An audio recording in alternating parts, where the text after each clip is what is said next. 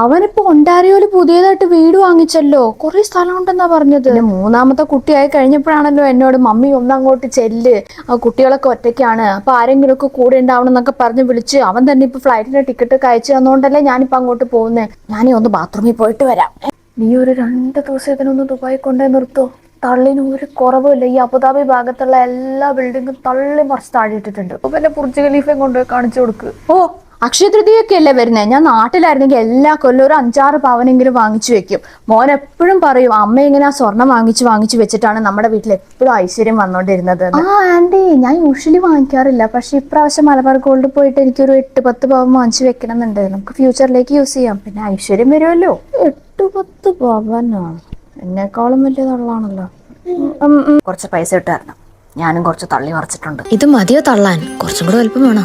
ഈ അക്ഷയ തൃതീയയ്ക്ക് മലബാർ ഗോൾഡൻ ഡയമണ്ട്സിന്റെ അനിക കളക്ഷനും തൻവിക കളക്ഷനും എന്തായാലും പോയി നോക്കണം, അത്രയ്ക്ക് കണ്ണു തള്ളും. കൂടാതെ 3000 ദിർഹംസിന്റെ ഡയമണ്ടോ പ്രഷ്യസ് ജെം ജ്വല്ലറിയോ പർച്ചേസ് ചെയ്യുകയാണെന്നുണ്ടെങ്കിൽ ഫ്രീ ക്യാഷ് വൗച്ചറാണ് എല്ലാ പർച്ചേസിനും ലഭിക്കുന്നത്. ഓഫർ കഴിഞ്ഞില്ല, up to 40% discount on diamond value and gold jewellery making charge. ഇപ്പൊ അത് വേണോ ഇത് വേണോ മൊത്തം കൺഫ്യൂഷൻ ആയല്ലോ. ഏതെടുത്തിട്ട് പോവും? നീ വന്നോ? ഫ്ലൈറ്റിന്റെ ടൈം മാറ്റി, ടാക്സി താഴെ ഒന്നും ഇപ്പുണ്ട്, അപ്പൊ ഞാനേ ഇറങ്ങുവാ. അല്ല മാല കണ്ടിട്ട് പോ. അതൊക്കെ പിന്നെ കാണാം. മാലയാണ് 10 വർഷം. ഇതിൽ പോകുന്നതായിരുന്നു ഐശ്വര്യം വരും എന്ന് പറഞ്ഞത്. തള്ളാനുള്ള അവസരം പോയല്ലോ.